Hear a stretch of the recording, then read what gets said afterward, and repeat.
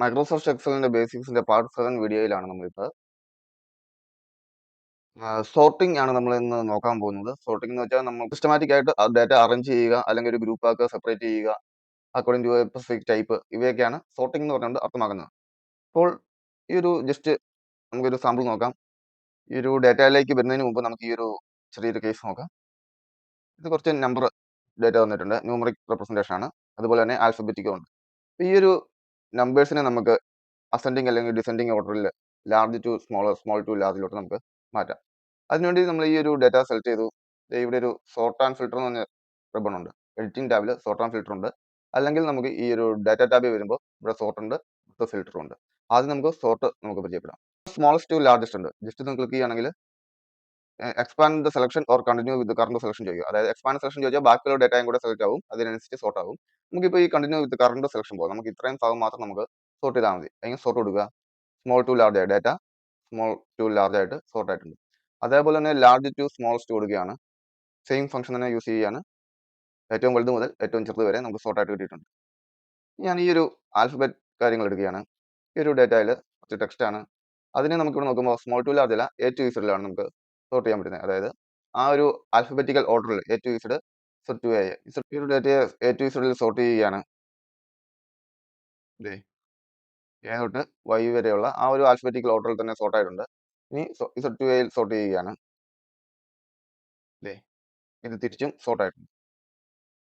ഇനി നമ്മൾ ഈ ഒരു ഡാറ്റയിലോട്ട് വരികയാണ്. ഇവിടെ നമുക്ക് ജസ്റ്റ് നമ്മുടെ ന്യൂമറിക്കൽ ഡാറ്റയും ടെക്സ്റ്റ് ഡാറ്റയും കൂടെ നമ്മൾ കമ്പൈൻ ചെയ്തൊരു ഡാറ്റയാണ്. ഈ ഒരു ഡാറ്റയെ നമ്മൾ സോർട്ട് ചെയ്യാൻ പോവുകയാണ്. അതായത് നമുക്ക് ഫസ്റ്റിൽ നമ്മൾ സോർട്ട് ചെയ്യുന്നത് ഇത് ഒരു അപ്പാർട്ട്മെന്റ് നമ്പറാണ്. അപ്പാർട്ട്മെന്റ് നമ്പറിലെ കസ്റ്റമേഴ്സിന്റെ നെയിം ആണ്. ഫസ്റ്റ് നെയിമും സെക്കൻഡ് നെയിമും രണ്ട് സെപ്പറേറ്റ് കോളത്തിൽ ഇട്ടിട്ടുണ്ട്. പിന്നെ അവിടെ ഒരു ടീഷർട്ട് പ്രൊവൈഡ് ചെയ്തിട്ടുണ്ട്. ആ ടീഷർട്ടിന്റെ ഡാറ്റയാണിത്. അപ്പാർട്ട്മെന്റ് ഏതൊക്കെ അപ്പാർട്ട്മെന്റ് നമ്പറിൽ ആർക്കൊക്കെയാണ് ടീഷർട്ട് കൊടുത്തിരിക്കുന്നത്, ആ ടീഷർട്ടിന്റെ സൈസ് ഏതാണ്, അവരെങ്ങനെയാണ് പേയ്മെന്റ് നടത്തിയേക്കുന്നത്, ഈ ഒരു ഡാറ്റയാണ് നമുക്കിവിടെ സോർട്ടിങ്ങിനായിട്ട് നമ്മൾ യൂസ് ചെയ്യുന്നത്. അപ്പോൾ നമുക്ക് ഫസ്റ്റ്ലി നമുക്ക് ഈ ഒരു അപ്പാർട്ട്മെന്റ് നമ്പറിന്റെ ഓർഡറിൽ, അതായത് ഏറ്റവും സ്മോൾ ടു ലാർജസ്റ്റിന്റെ ഓർഡറിൽ നമുക്ക് ഈ ഒരു ഡാറ്റ നമുക്ക് സോർട്ട് ചെയ്തിട്ടുണ്ട്. ഞാൻ ജസ്റ്റ് ഈ ഒരു 150 എന്നുള്ള ഒരു ഡാറ്റ ഞാൻ ജസ്റ്റ് ഒന്ന് സെലക്ട് ചെയ്യാണ്. സോർട്ട് ചെയ്യുമ്പോൾ നമുക്ക് എന്തെങ്കിലും മാറി പോകുന്നുണ്ടോ ഇല്ലയോ എന്ന് നോക്കാം. Melissa white small debit card, ഏതെങ്കിലും ഒരു സെല്ലിൽ വന്ന് ജസ്റ്റ് ഒന്ന് നമുക്കൊന്ന് സെലക്ട് ചെയ്താൽ മതി. ഓക്കെ, ജസ്റ്റ് ഞാനിത് ഇവിടെ നിന്ന് ഡാറ്റ സെലക്ട് ചെയ്തു. എന്നിട്ട് ഇവിടെ വന്നിട്ട് സ്മോൾ ടു ലാർജസ്റ്റ് കൊടുക്കുകയാണ്. നോക്കുക, ഡാറ്റ ഫുള്ള് ചേഞ്ച് ആയിട്ടുണ്ട്. ആ ഒരു സ്മോൾ ടു ലാർജ്, ഈ ഒരു apartment number small to largest കേസിൽ ബാക്കി ഡാറ്റ എല്ലാം സോർട്ട് ആയിട്ടുണ്ട്. അതേപോലെ തന്നെ സോർട്ട് ലാർജസ്റ്റ് ടു സ്മോളസ്റ്റ് കൊടുക്കുകയാണ്. അതേപോലെ തന്നെ ലാർജ് അപ്പാർട്ട്മെന്റ് നമ്പറിന്റെ ഏറ്റവും ലാർജസ്റ്റ് തൊട്ട് ഡാറ്റ സോർട്ടായി വന്നിട്ടുണ്ട്. ഓക്കെ, ഇനി നമുക്ക് ഈ ഒരു കസ്റ്റം സോർട്ടിലോട്ട് കിടക്കും. കസ്റ്റം സോർട്ട് എടുക്കുകയാണ്. കസ്റ്റം സോർട്ട് എനേബിൾ ചെയ്തപ്പോൾ ഡാറ്റ ഓട്ടോമാറ്റിക് ആയിട്ട് ഫുൾ ആയിട്ട് സെലക്ട് ആയിട്ട്. ഓക്കെ, ഇനി ഇങ്ങനെ ഒരു സോർട്ടിംഗ് കേസിൽ നമുക്ക് ശ്രദ്ധിക്കേണ്ട കുറച്ച് കാര്യങ്ങൾ എന്ന് വെച്ചാൽ, ഇവിടെ ഒരു ഓപ്ഷൻ കണ്ടോ, മൈ ഡാറ്റ ഹാസ് ഹെഡേഴ്സ് എന്നുള്ളത്.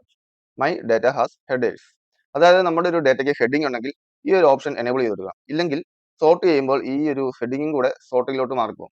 ഇപ്പോൾ ജസ്റ്റ് ഒന്ന് നോക്കുക, ഞാൻ ഈ മൈ ഡാറ്റ ഹാസ് ഹെഡേഴ്സ് ഞാൻ എടുത്തു കളഞ്ഞു, അൺടിക്ക് ചെയ്തു. ഇപ്പോൾ കോളം എയുടെ ബേസിസിൽ സോർട്ട് ചെയ്യണമെന്നായി. അതായത് കോളം എ എന്ന് പറയുന്ന ഈ അപ്പാർട്ട്മെന്റ് നമ്പർ എന്ന് എഴുതിയേക്കുന്ന ആ ടെക്സ്റ്റ് ഉൾപ്പെടെയുള്ള ഡാറ്റയാണ്.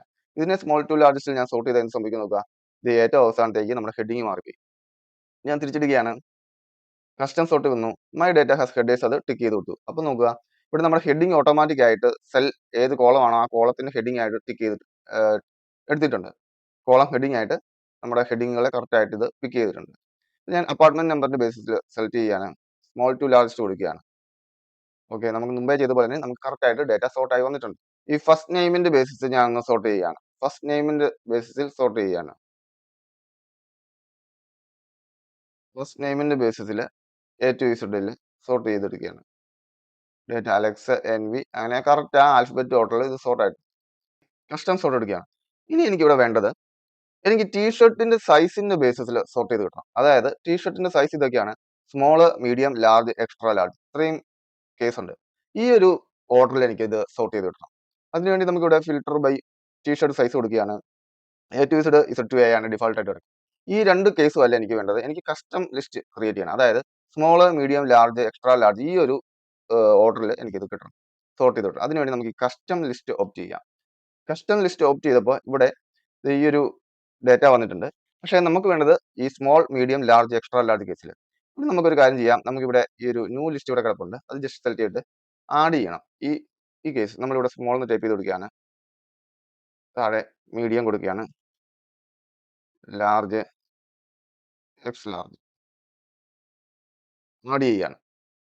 വേണ്ട ഡേറ്റ നമ്മൾ ഇങ്ങോട്ട് ആഡ് ചെയ്തിട്ടു. അപ്പം ഈ കസ്റ്റം ലിസ്റ്റിന്റെ എൻഡിൽ ഈ ഒരു നമ്മൾ ആഡ് ചെയ്ത ആ ഡേറ്റയും കൂടെ വന്നു. ഇനി ഓക്കെ കൊടുക്കുകയാണ്. ഇവിടെ ആ ഓർഡർ വന്നിട്ടുണ്ട്. ഇനി ഓക്കെ കൊടുക്കുകയാണ്. നോക്കുക, ഇപ്പോൾ ഡേറ്റ നമ്മൾ ഉദ്ദേശിച്ച രീതിയിൽ അറേഞ്ച് ആയി വന്നിട്ടുണ്ട്, സോർട്ട് ചെയ്ത് വന്നിട്ടുണ്ട്. സ്മോൾ എന്ന് പറയുന്ന ഡേറ്റ, സ്മോൾ എന്ന് പറയുന്ന ടീഷർട്ട് സൈസിന് അനുസരിച്ച് അതെല്ലാം കൂടെ ഫസ്റ്റ് വന്നിട്ടുണ്ട്. ആ ഒരു ടീഷർട്ട് സൈസ് സ്മോളിന്റെ ബേസിസിൽ ആർക്കൊക്കെയാണോ അപ്പാർട്ട്മെന്റ് കൊടുത്തിട്ടുണ്ട്, അപ്പാർട്ട്മെന്റ് നമ്പർ വന്നിട്ടുണ്ട്, അയാൾക്കാരുടെ പേര് വന്നിട്ടുണ്ട്, അവരുടെ പേയ്മെന്റ് മെത്തേഡ് വന്നിട്ടുണ്ട്. സെക്കൻഡ് ആയിട്ട് മീഡിയം കേസ് വന്നിട്ടുണ്ട്. അത് കഴിഞ്ഞ് ലാർജ്, അത് കഴിഞ്ഞ് എക്സ്ട്രാ ലാർജ്, കറക്റ്റ് ആയിട്ട് ആ ഓർഡർ വന്നിട്ടുണ്ട്. ഇതാണ് നമ്മളിവിടെ കസ്റ്റം സോർട്ട് ഉപയോഗിക്കുന്നത്. നമുക്ക് കസ്റ്റം സോർട്ട് വഴി നമുക്ക് വേണ്ട ഡേറ്റ കറക്റ്റ് ആയിട്ട് എടുക്കാം. ഇനി ഈ ഒരു കേസ് മാത്രമല്ല,